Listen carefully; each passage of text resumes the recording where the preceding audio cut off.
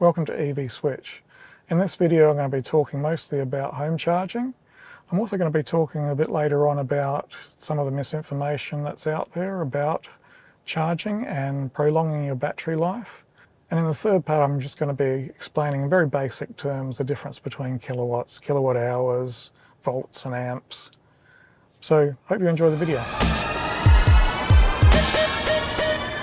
When I first got my BYD Atto 3, I was just using public DC chargers and the 8 amp granny charger that the car came with. I planned to do a trip from Adelaide to Melbourne and back, and I thought I would need maybe a better portable charger to take with me.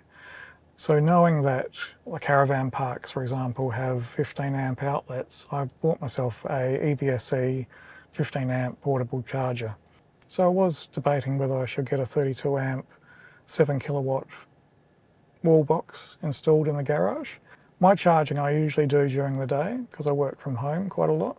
So knowing that I generate 4 kilowatts between the hours of say 10 AM to 4 PM off my solar panels, I decided that all I really needed was just to use my 15 amp portable charger, because that would charge my car at around about 3 kilowatts. So I got an electrician to install a 15 amp outlet, and I had in mind to future-proof this. So the cable actually running from my switchboard to this point is about 20 meters, and I had the electrician install a cable thick enough to support a 32 amp 7 kilowatt charger, and also feed through a separate data cable in case a future wall box requires an internet connection. So when winter comes, I might get a smart meter, and that way I can have a lower rate in the early hours of the morning or in the middle of the day, because through the Atto 3's menu you can actually navigate to new energy and then charge settings and smart charging, and then through smart charging you can set up a start time and an end time when you want your car to charge. And that way you can take advantage of that cheaper rate. So I'm finding this 15 amp portable charger is a lot more practical, a lot faster at charging than the granny charger that the car came with.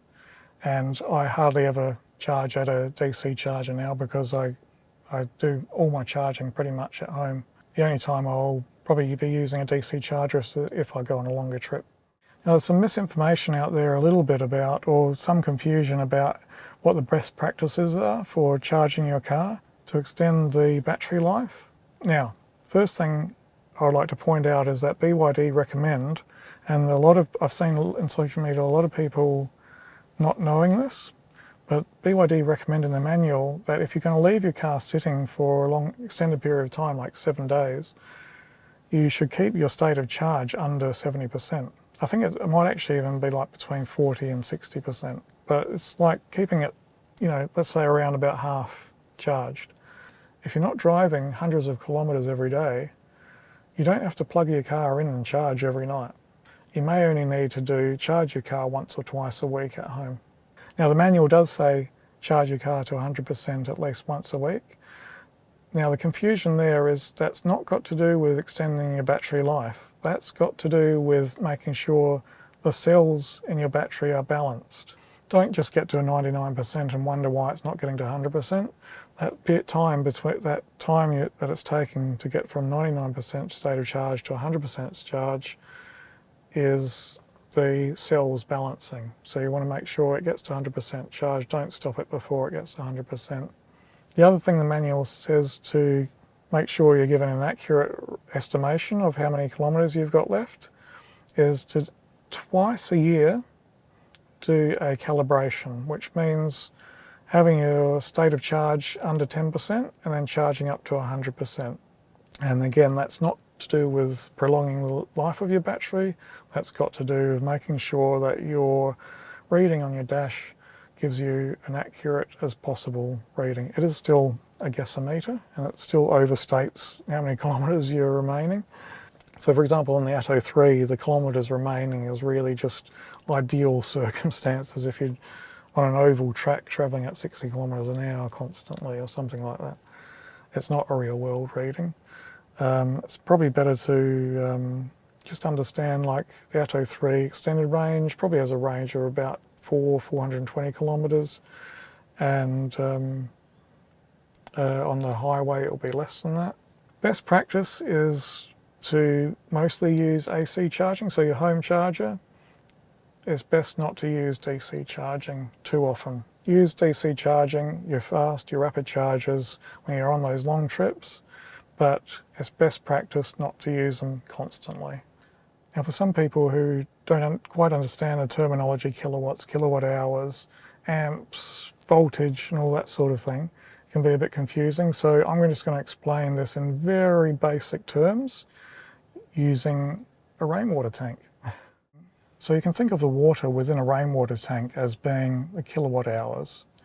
You can think of the thickness of the pipe that comes out of the rainwater tank as being amperage, and you can imagine like the pressure that water in a tank is under. The higher the pressure, the higher the voltage. So you can also think of voltage as being the speed that water is going to come out of the tank through the pipe.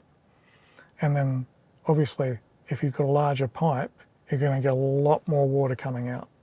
The equation for that is going to be the amperage, the size of the pipe, multiplied by the voltage. Multiply those two together and you'll find the wattage. And obviously it's going to be probably in the thousands, which is 1,000 watts is a kilowatt. If you're thinking about charging a car at 3 kilowatts, every hour your battery in your car is going to increase by 3 kilowatt hours. Now, quite often there are some losses as well. You can imagine maybe that pipe has a leak or there's some inefficiencies getting that power. But in very broad basic terms, if you charge your EV at 3 kilowatts, every hour your battery is going to increase in 3 kilowatt hours. So then I can think of 3 kilowatt hours per hour for my car. That will be, it's a 60 kilowatt hour battery. That means in an hour it will fill up 5%.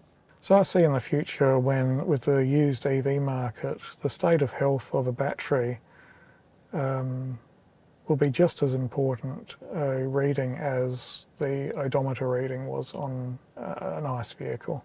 I've had engines replaced on ICE cars that I've owned a number of times, and I don't think you'll have that issue nearly as much with EV, because electric motors are far simpler, far less moving parts, far less wear.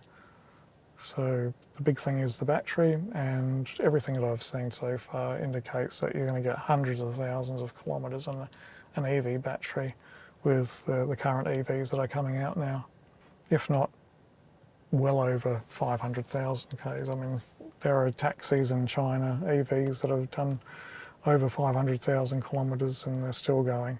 There was a video I just watched of someone looking at I think it was a Ioniq, like an early model Ioniq, and has done like 100,000 miles, and the car's still showing 100% state of health on the battery. And that's probably an NMC battery, not an LFP. So yeah, I'm highly confident that this battery will last a long time, and using best practice for managing that will ensure that even more. Have a look, do your own research to confirm what anybody ever says on the internet is true. So, but this is my research, this is what I've done, this is what I've looked into, and this is the practice that I'm going to continue doing, because I intend to have my car for a long time. I don't have it on a lease or anything like that, so it's not like I'm just going to sell it in a couple of years. I'm going to try and hang on to this car for a long time, and I want the battery to last a long time. So I hope you enjoyed this video. I hope you found it educational or informative, and I'll see you next time.